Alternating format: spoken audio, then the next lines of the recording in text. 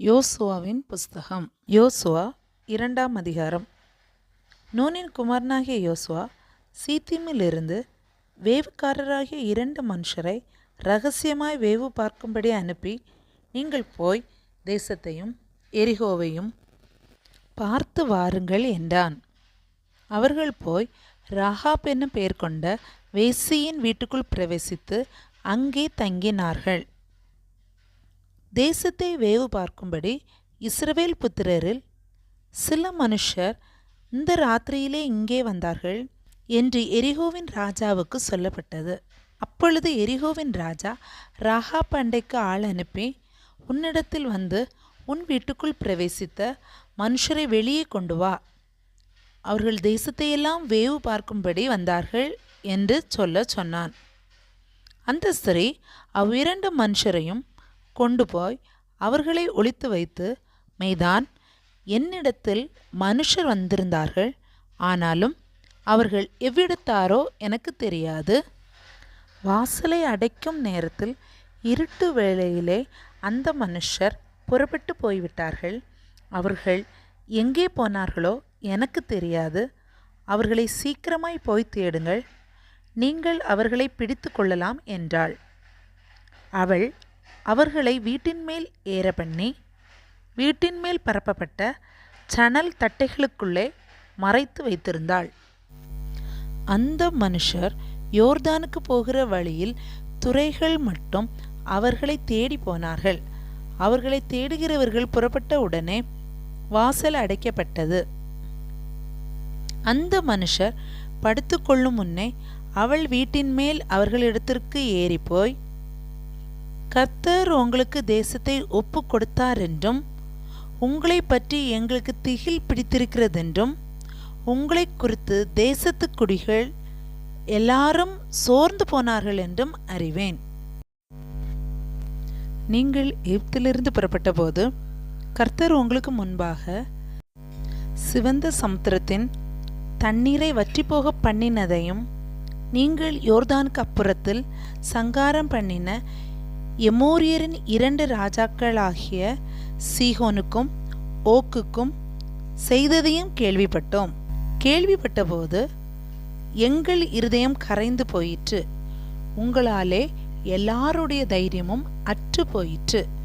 உங்கள் தேவனாகிய கர்த்தரே உயர வானத்திலும் கீழே பூமியிலும் தேவனானவர்.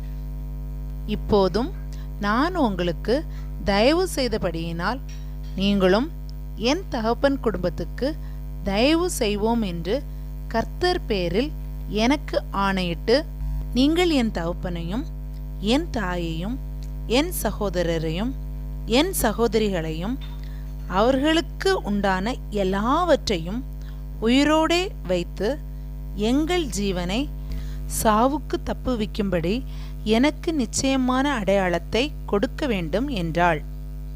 அப்பொழுது அந்த மனுஷர் அவளை நோக்கி, எங்கள் ஜீவனே உங்கள் ஜீவனுக்கு ஈடு. நீங்கள் எங்கள் காரியத்தை வெளிப்படுத்தாதிருந்தால் கர்த்தர் எங்களுக்கு தேசத்தை கொடுக்கும்போது நாங்கள் தயையும் சத்தியமும் பாராட்டுவோம் என்றார்கள். அப்பொழுது அவர்களை கயிற்றினாலே ஜன்னல் வழியாய் இறக்கிவிட்டாள். அவள் வீடு அலங்கத்தின் மதிலில் இருந்தது. அலங்கத்திலே அவள் குடியிருந்தாள். அப்பொழுது அவள் அவர்களை நோக்கி, தேடுகிறவர்கள் உங்களை காணாதபடிக்கு நீங்கள் மலையிலே போய் அவர்கள் திரும்பி வரமட்டும் அங்கே 3 நாள் ஒளித்திருந்து பின்பு உங்கள் வழியே போங்கள் என்றாள். அப்பொழுது அந்த மனுஷர் அவளை நோக்கி, இதோ, நாங்கள் தேசத்துக்குள் பிரவேசிக்கும் போது நீ இந்த சிவப்பு நூல் கயிற்றை எங்களை இறக்கிவிட்ட ஜன்னலிலே கட்டி உன் தகப்பனையும் உன் தாயையும் உன் சகோதரர்களையும் உன் தகப்பன் குடும்பத்தார் அனைவரையும் உன்னிடத்தில் உன் வீட்டிலே சேர்த்துக்கொள். இல்லாவிட்டால் நீ எங்கள் கையில் வாங்கின ஆணைக்கு நீங்களாய் இருப்போம். எவனாகிலும் உன் வீட்டு வாசல்களில் இருந்து வெளியே புறப்பட்டால் அவனுடைய இரத்த பழி அவன் தலையின் மேல் இருக்கும். எங்கள் மேல் குற்றமில்லை. உன்னோடே வீட்டில் இருக்கிற எவன் மேலாகிலும் கை போடப்பட்டதே ஆகில் அவனுடைய இரத்தப்பழி எங்கள் தலையின் மேல் இருக்கும். நீ எங்கள் காரியத்தை வெளிப்படுத்தினாயே, ஆனால் நீ எங்கள் கையில் வாங்கின ஆணைக்கு நீங்களாய் இருப்போம் என்றார்கள். அதற்கு அவள், உங்கள் வார்த்தையின்படியே ஆகக்கடவது என்று சொல்லி அவர்களை அனுப்பிவிட்டாள். அவர்கள் போய்விட்டார்கள்.